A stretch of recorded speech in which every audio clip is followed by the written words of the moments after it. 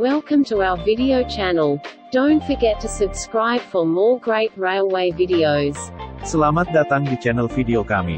Jangan lupa subscribe untuk update video-video terbaru kami.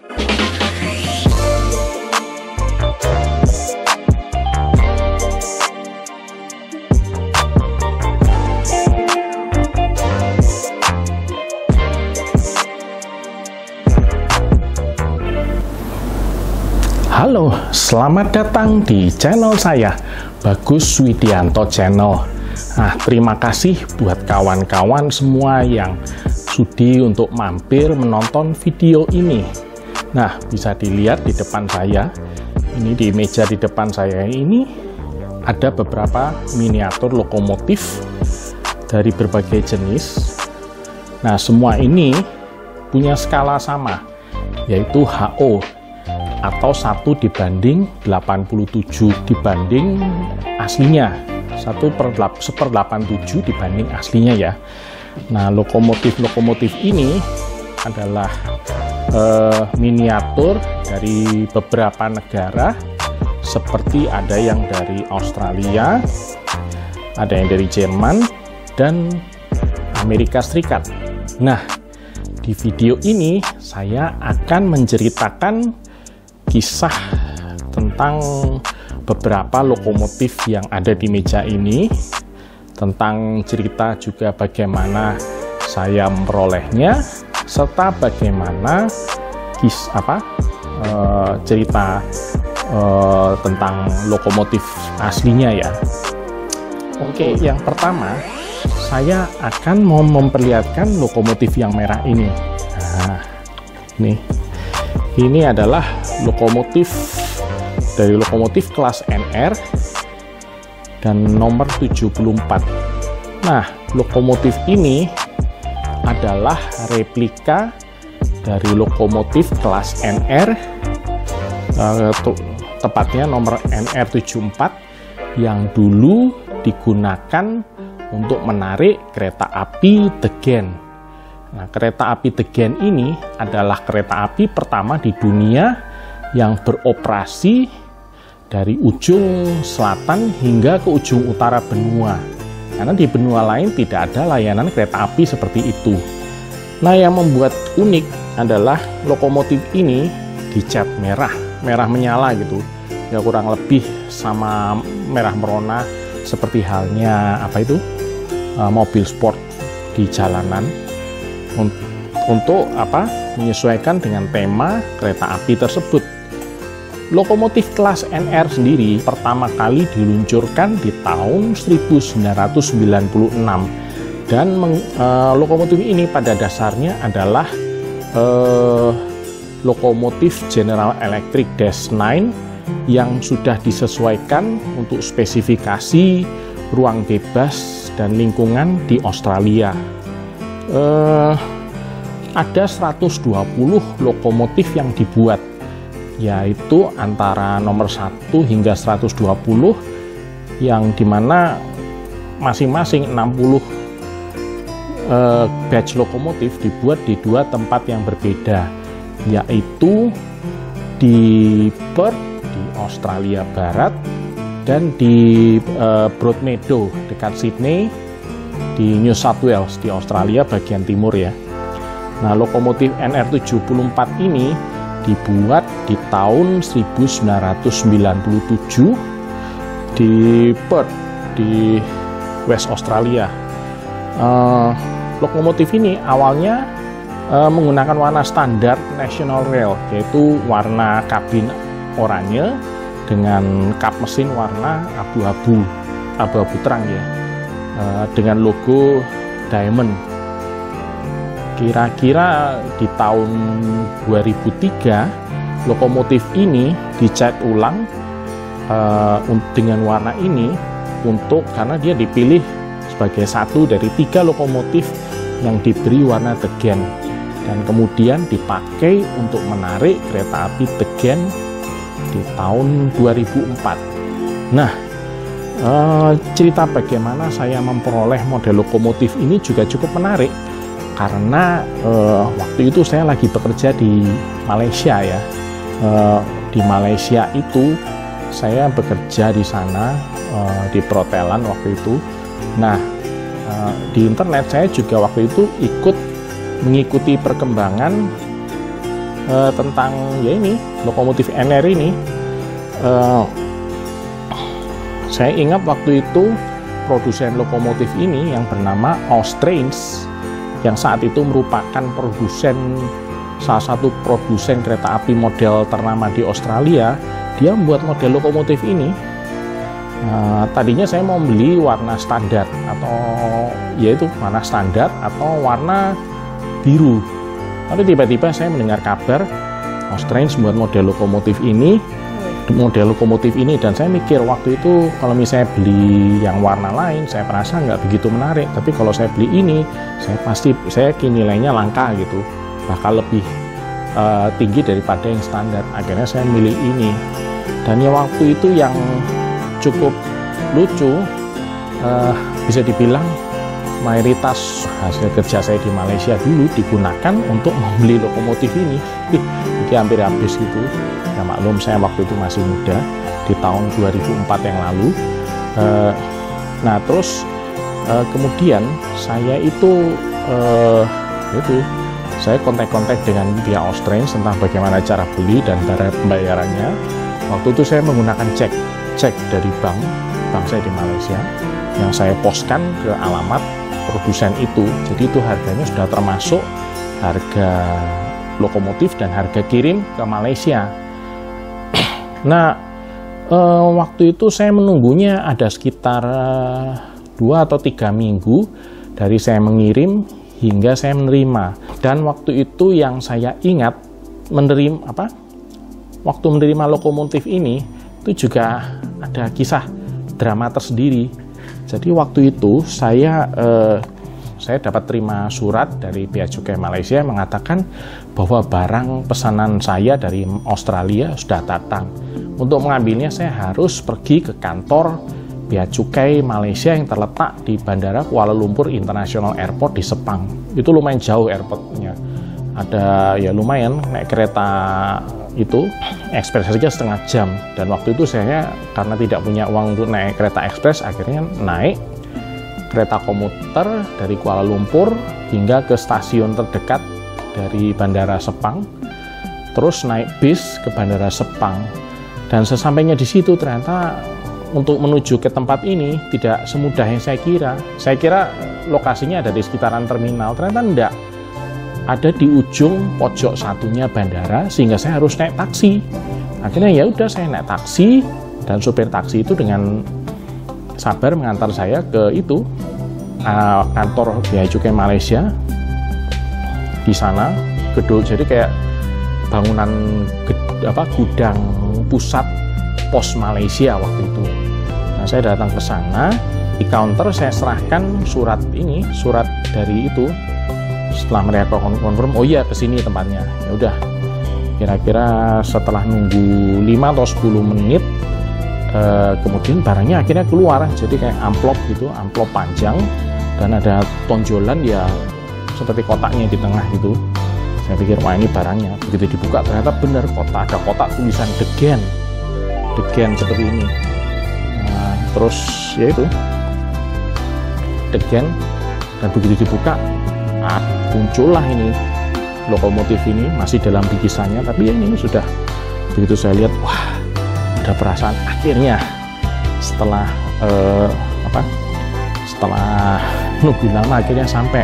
Tapi cerita belum di situ, belum berakhir di situ.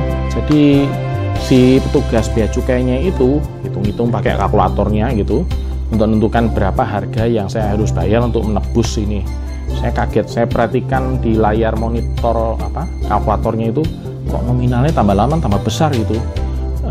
Sebagai catatan, saya beli ini itu di ringgit, harganya itu dalam ringgit itu ada sekitar 704 atau 706 ringgit ya untuk membeli ini waktu itu tahun 2004. Nah, saya lihat di monitornya tugas bea cukai sudah menyentuh angka 1000. Waduh, begitu dia ngasih harganya sekian, saya shock gitu. Waduh, duit di kantong saya cuma 100 ringgit, nggak sampai 100 ringgit lah waktu itu. untungnya waktu itu saya ditemani sopir taksi yang tadi mengantar saya dari terminal ke kantor ini, ke gudang Bea Cukai.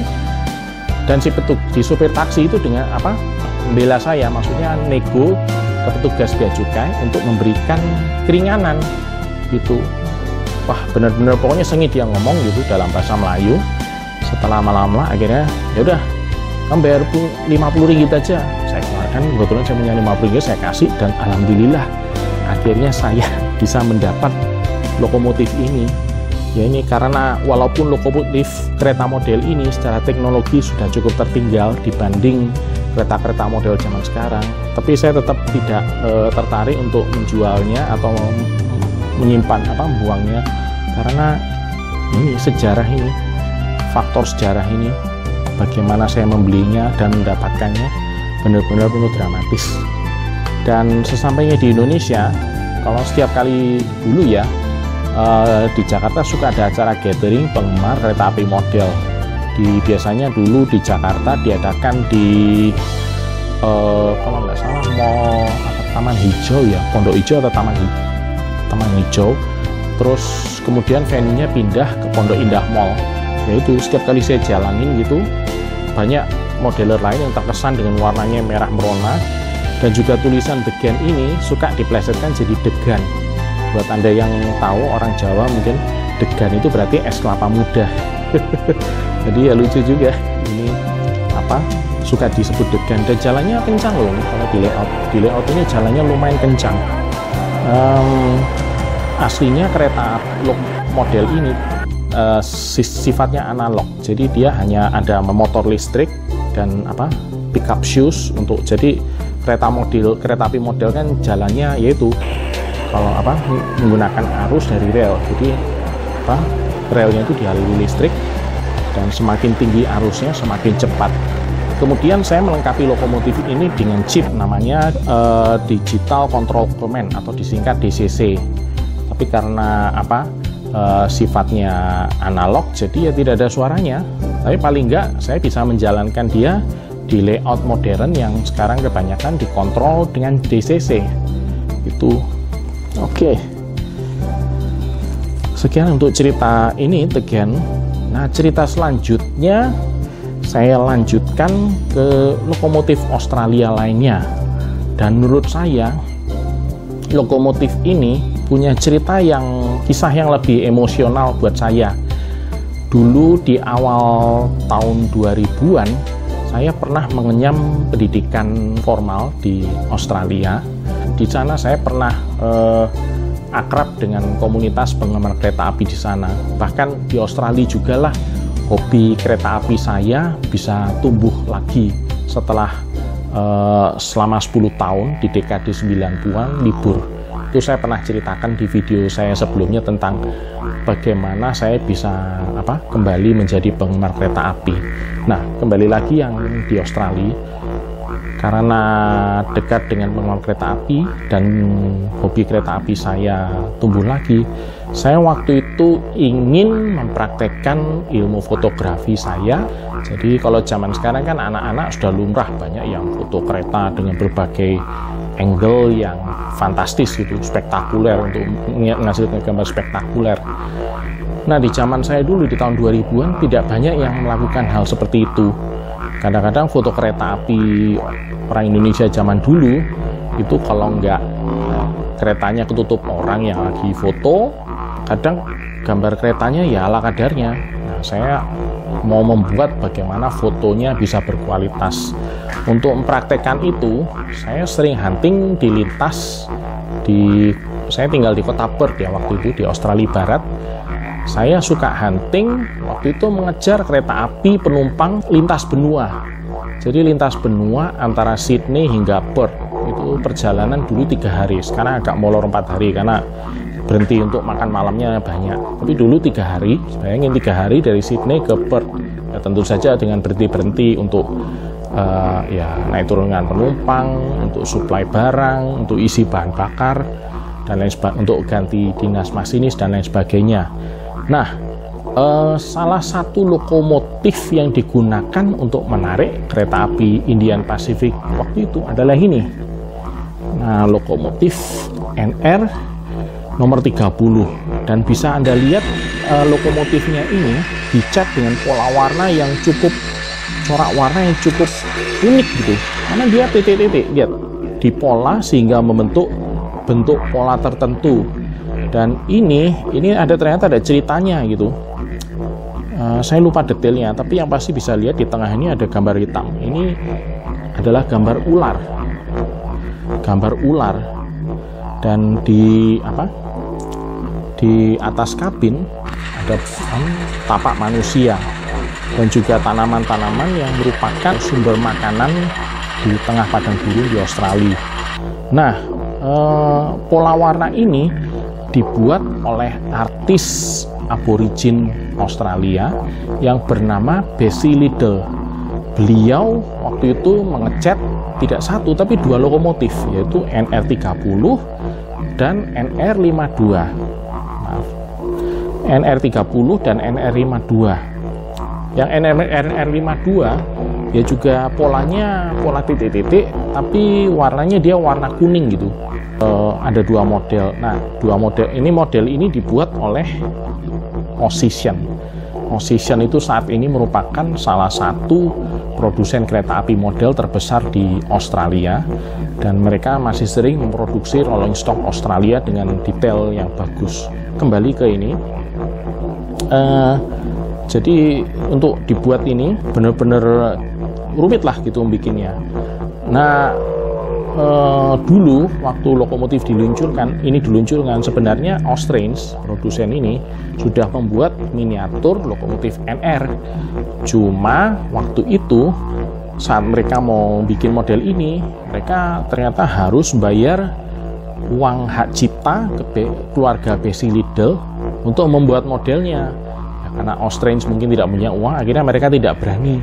Di tahun-tahun berikutnya, beberapa produsen kereta api model paling buat ya ini NR30, tapi sebelum dikasih warna ini. Jadi dulu dia bandingin itu warnanya hitam, tapi di depan ini ada warna oranye. Kabin depannya ini mukanya warnanya oranye, standar National Rail waktu itu. Nah, beberapa modeler ada yang custom aja, ngecat gitu, terus untuk jadi seperti ini. Jadi tidak ada yang dari pabrik buat seperti ini. Nah, kira-kira sampai di tahun 2019 waktu saya mendengar kabar dari Osition bahwa mereka akan membuat model lokomotif NR dengan warna batik aborigin Australia gitu. Saya begitu mendengar itu saya kaget, wah, ini luar biasa ini kalau saya punya gitu. Kalau saya punya berarti saya bisa mereka ulang pemandangan seperti yang saya lihat di Australia gitu. Akhirnya saya beli aja, gitu ya, setelah mengumpulkan uang yang cukup ya gitu. Saya beli, dan rencananya waktu itu akan dikirim di akhir tahun 2020. Tapi seperti yang kita tahu kan, akhirnya ada pandemi yang menyebabkan industri dan segala kegiatan ekonomi di seluruh dunia berhenti total. Otomatis penyelesaian ini sempat molor lama sekali. Baru akhirnya selesai itu di akhir tahun 2022 gitu. Jadi begitu selesai, mereka bilang ini pertama dan terakhir membuat model lokomotif dengan warna ini. Setelah itu mereka tidak akan buat lagi. Mereka bilang, karena mengatakan itu ya otomatis siapapun yang punya ini cukup beruntung. Dan alhamdulillah saya bisa bilang saya satu-satunya orang di Indonesia yang punya ini. Dan saya membeli ini dengan lengkap dengan controller DCC sound. Jadi di dalam ini selain ada kontrol juga ada speaker yang dikontrol dengan controller komputer. Bukan komputer ya, maksudnya semacam saya pakai handphone lama yang disambungkan dengan controller, sehingga saya bisa membuat kereta ini berjalan lengkap dengan suaranya.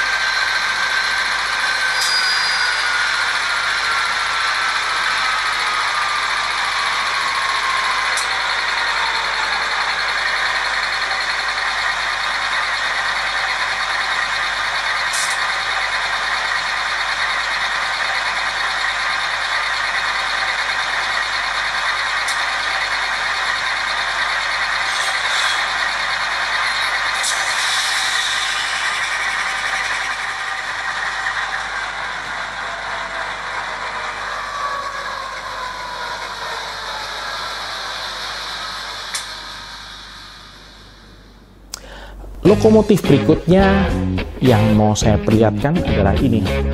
Nah, ini adalah lokomotif General Electric AC 4400. Lokomotif ini buatan yang aslinya buatan General Electric, pertama diluncurkan di tahun 1994. Dan dia adalah lokomotif General Electric pertama yang menggunakan motor traksi AC. Karena sebelum-sebelumnya, ya seperti halnya mayoritas lokomotif di Indonesia juga, lokomotif itu motor traksinya DC. Tapi lokomotif ini dia menggunakan motor traksi AC. Lokomotif model yang saya pilih ini adalah dengan warna CSX. CSX adalah salah satu perusahaan kereta api barang terbesar di Amerika. Jaringan mereka umumnya berada di sebelah pantai timur, dan dulu mereka terkenal dengan warna corak warna ini. Dan ini saya sukanya kenapa? Karena ya ini biru. Saya suka warna favorit saya biru.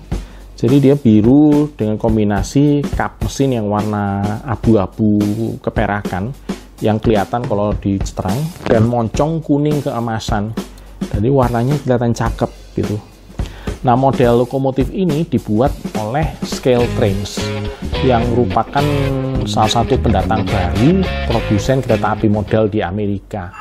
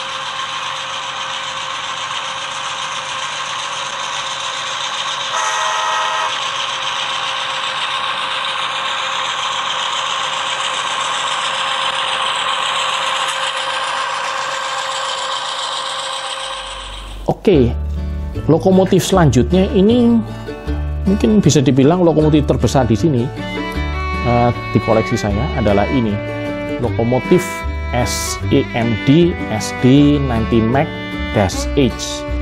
Nah, lokomotif ini adalah salah satu lokomotif yang bertenaga besar. Besarnya kenapa? Karena dia bisa menghasilkan tenaga 6.000 tenaga kuda hanya dengan menggunakan satu mesin. Sebenarnya lokomotif bertenaga besar itu sudah ada dari zaman dulu, dari tahun 60-an ya di Amerika. Tapi umumnya mereka menggunakan dua mesin. Karena mesin diesel untuk lokomotif waktu itu paling kenceng tenaganya hanya sekitar 3.000-an. Untuk lebih dari itu otomatis mesinnya harus digandakan. Makanya dulu di lokomotif tenaga besar di Amerika mesinnya dua. Nah, baru di tahun 90-an, para insinyur di pabrik produsen lokomotif di Amerika berhasil menciptakan mesin dengan tenaga besar. Jadi pertama yang membuat adalah General Electric dengan lokomotif GE AC 6000. Nah, pihak EMD tidak mau ketinggalan, mereka membuat pesaingnya, yaitu EMD SD90Max. SD90Max. Awalnya tidak seperti GE. Awalnya lokomotif ini karena badannya jadi duluan sementara mesinnya belum siap. Awalnya mereka diperlengkapi dengan mesin 2 tak karena EMD itu dulu terkenal dengan produk mesin 2 taknya. Sementara mesin high horsepower-nya menggunakan mesin 4 tak yang agak nggak lazim untuk EMD, tapi ya dibuat juga. Jadi lokomotif EMD-nya menggunakan mesin 2 tak bawaan dari EMD 710 lah, EMD 710 waktu itu yang mereka pakai. Mereka pakai itu sambil menunggu mesinnya jadi.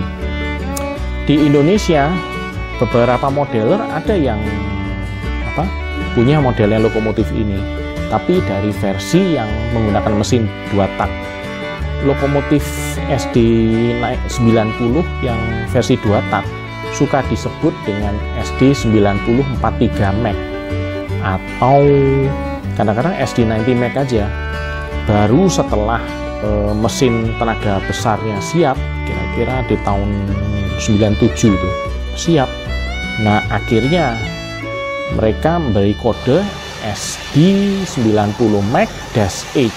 -H itu untuk membedakan lokomotif yang bertenaga 6000 tenaga kuda itu. Nah, salah satu ciri uniknya adalah di bagian atapnya ini. Kalau SD 9043 itu atapnya itu lurus saja. Tapi di sini dibuat pinggirnya dibuat miring. Jadi karena di lokomotif aslinya untuk mengakomodir mesin 6000 tenaga kuda yang fisiknya memang lebih besar gitu. Lokomotif ini dulu memang cukup mencengangkan ya, seperti halnya pesaingnya ACM 6000. Performanya cukup mencengangkan karena dia bisa menarik rangkaian lebih panjang dengan hanya jumlah lokomotif yang sedikit. Jadi sebelumnya hanya butuh 3 atau 4, dengan ACM 6000 cukup 2 aja. Dan itu luar biasa. Tapi sayangnya loko-loko bermesin 6000 tenaga kuda ini nggak lama kemudian banyak digerogoti permasalahan teknis. Umumnya ya adalah tingkat kehandalan mesinnya, karena mesin 6000 tenaga kuda itu ternyata gampang jebol gitu. Akhirnya ya banyak lokomotif 6000 tenaga kuda itu pensiun awal itu. Jadi hanya 10 tahun beroperasi atau bahkan ada yang kurang, sudah keburu dipensiunkan, bahkan dipesituakan.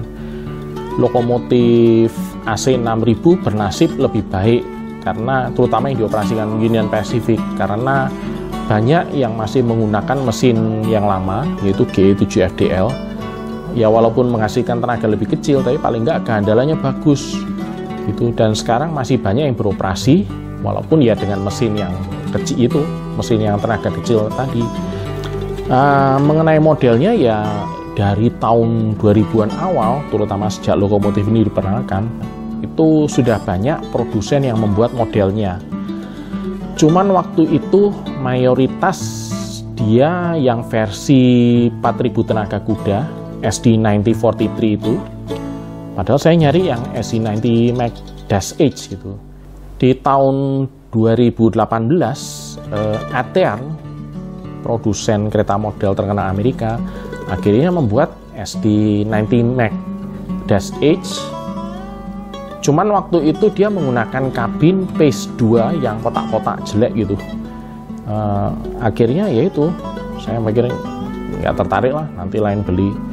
Tapi saya waktu itu sempat email ke pihak ATR, apa Anda ada rencana membuat yang kabin Pace 1 seperti ini? Karena menurut saya kabin Pace 1 itu penampilannya lebih cakep dibanding Pace 2 yang kotak-kotak jelek itu. Karena waktu itu saat mereka bikin SD 90 Max -H, mereka juga bikin SD 9043. Jadi saya pikir kalau SD 90 Max kan cuma tinggal yang phase 1 kan tinggal pasang kabinnya itu. Dan ternyata alhamdulillah di tahun 2022 akhir ATR mengumumkan buat model SD 90 Max -H dengan kabin phase 1. Dan akhirnya di tahun berikutnya saya membeli dari satu toko kereta model di Amerika. Ya waktu itu kebetulan beri saya harga diskon. Jadi saya dapat harga diskon yang lumayan, mungkin ada potongan 20 atau 25%, ya lumayan banyak penghematannya. Akhirnya ya saya dapat ini.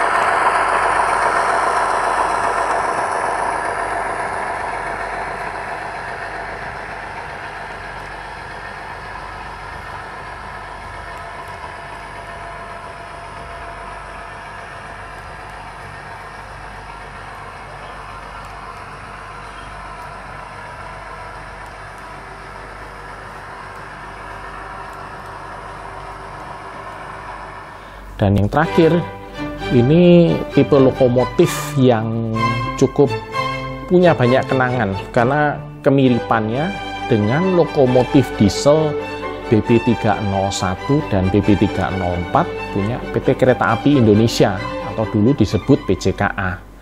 Nah, dulu waktu saya kecil, sekitar umur 5 tahun, saya pernah diajak ke rumah kawan bapak saya untuk melihat, yaitu kebetulan teman bapak saya itu punya miniatur kereta api model. Saya nggak tahu merek apa gitu, pokoknya ya buatan Jerman, itu beli Jerman gitu. Karena saya masih kecil, ya saya melihat itu, wah girang sekali gitu. Maklum girang, saya masih anak kecil, nggak ngerti apa-apa, pokoknya ngerti itu kereta api model, bentuknya persis seperti BP301 atau BP304. Setiap saya lihat jalan gitu, wah senang gitu. Ya karena anak kecil, saya nggak tahu itu kereta model tuh harganya mahal. Yang saya tahu, saya jalan dorong sampai motornya bunyi krak-krak. Itu kalau penggemar kereta api model lihat itu sudah ketakutan. Bahkan saya gigit. Anak kecil kan kadang suka, kalau ada kereta model menarik kadang suka digigit-gigit gitu. Aduh. Itu mungkin kalau dibayangkan sekarang buat penggemar kereta api model, itu adalah skenario mimpi buruk. Kira-kira di zaman saya SMA di tahun 90-an akhir, waktu itu di Surabaya ada toko kereta api model yang baru buka di Tunjungan Plaza, dan waktu itu kebetulan mereka menjual miniatur beberapa kereta api yang persis seperti yang saya mainkan di zaman saya kecil dulu. Saya tanya penjaga tokonya. Kebetulan saya melihat ada lokomotif yang persis seperti punya saya. Saya tanya mbaknya, "Mbak, itu berapa itu harganya lokomotif itu?" "Ini, oh ini harganya 1,5 juta Pak." Hah? Saya kaget, 1,5 juta di tahun 1997. Itu kalau dalam uang sekarang berapa itu? Mahal sekali kan? Apalagi waktu itu modelnya asli buatan Jerman. Jadi bisa dibayangkan, berarti kereta api model yang saya mainkan hingga rusak waktu umur 5 tahun, harganya segitu ya. Belum gerbongnya. Gerbongnya berapa? Oh, 450.000 Pak. Harga tahun 97 loh itu. Ya mahal lah gitu. Jadi saya shock gitu. Dan berarti saya itu paham ternyata kereta api model tuh mahal juga ya. Gitu, sangat mahal. Ya saya kebetulan baru ketemu kereta api model murah setelah saya tinggal di Australia gitu. Dan di sanalah saya pertama kali beredar kereta api model dan memahamilah nilainya seberapa. Nah, kembali lagi ke lokomotif yang persis BP301. Di Jerman sendiri ada keluarga lokomotif diesel hidrolik yaitu kelas V160 yang kemudian muncul variasi derivatifnya yang secara teknik punya banyak kemiripan dengan lokomotif BP301 atau BP304. Apalagi mereka dibuat oleh pabrik yang sama, yaitu Krupp di Essen di Jerman Barat. Nah, lokomotif ini ada beberapa kelas, yaitu kelas 215, 216, 217, dan 218. Model yang paling populer dulu adalah kelas 216 dan 218, walaupun yang tipe-tipe lain termasuk V160 ada gitu. Setelah saya memahami teknologi perkeretaapian dan spesifikasi teknis lokomotif seperti BP301 dan BP304, saya menyadari bahwa kalau saya ingin beli lokomotif ini tapi yang suaranya persis logo PJKA tadi, logo favorit masa kecil saya harus mencari yang mesin aslinya itu MTU 652. Nah, kebetulan karena lokomotif BP304 dan juga BP301 yang sudah diretrofit, itu mesinnya MTU 652. Jadi kalau saya mau beli harus yang MTU 652. Akhirnya pilihan saya jatuh ke ini, tipe 217.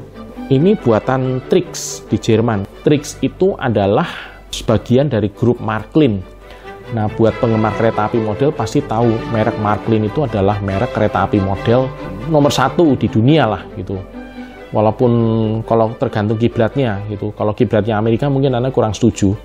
Tapi di Indonesia umumnya banyak yang mengatakan bahwa Marklin adalah nomor 1. Nah, karena layout kereta api model saya listriknya DC, sementara Marklin itu dia hanya bisa jalan di rel AC, akhirnya saya mencari Trix.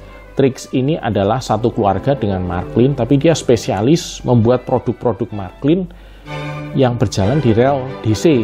Dan waktu itu pilihan saya juga agak terlalu spesifik.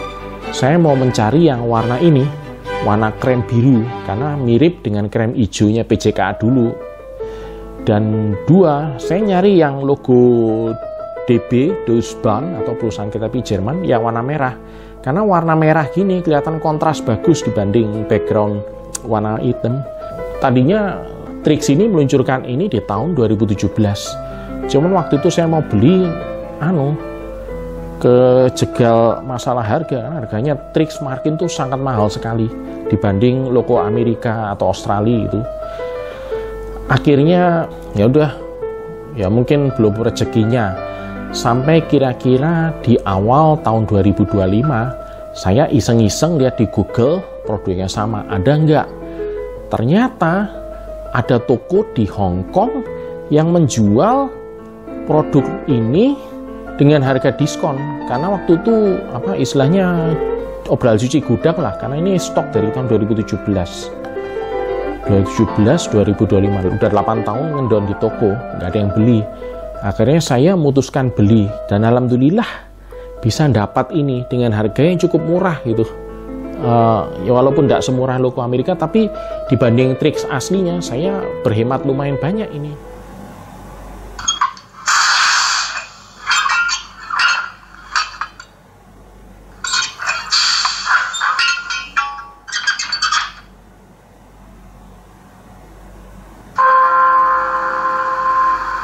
Bitte Vorsicht am Bahnsteig.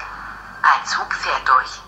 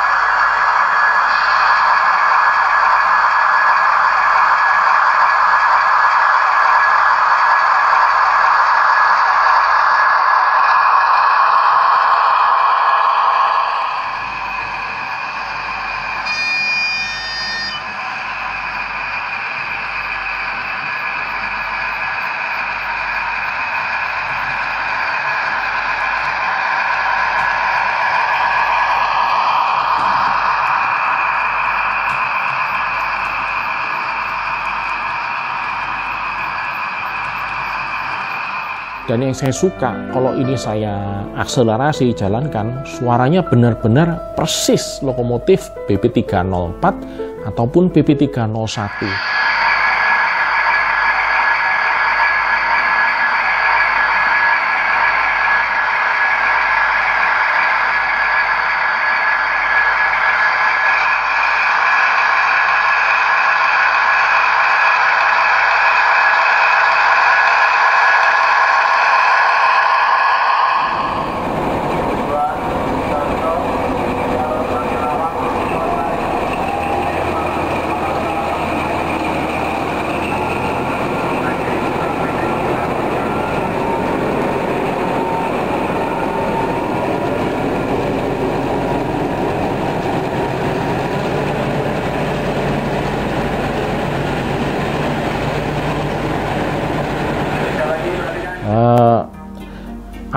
Mungkin Anda bertanya, apakah saya punya kereta api model Indonesia? Jawabannya punya, atau tepatnya pernah punya. Jadi dulu di tahun 2009, saya pernah membeli miniatur lokomotif BP301. Dan yang waktu itu saya pilih nomor BP30127 yang ternyata sejarahnya cukup banyak sekali. Bahkan pernah disebut sebagai lokomotif angker di keluarga BP301. Saya waktu itu pesannya dari Pak Frans di Bandung. Dia memodifikasi kereta api model Amerika dengan dibuang casingnya, jadi dia ambil motor listriknya, motor dalamnya, terus dikasih DCC dan dikasih badan BP301 buatannya Pak Frans, dan benar-benar kualitasnya cukup bagus gitu, walaupun ya karena itu tidak seperti ini kan buatan pabrik, buatan Pak Frans itu pada dasarnya homemade gitu. Ya seperti halnya kereta-kereta model di Indonesia itu umumnya diproduksi oleh industri rumahan lah gitu. Tidak ada pabrik profesional yang membuat skala besar seperti merek-merek dari Amerika, Australia atau Jerman yang zaman sekarang mereka umumnya mensubkontrakkan produksinya ke Cina. Jadi pada dasarnya yang Amerika dan Australia ini dibuat di Cina. Sementara yang Jerman ini diduga juga ada komponennya buatan Cina.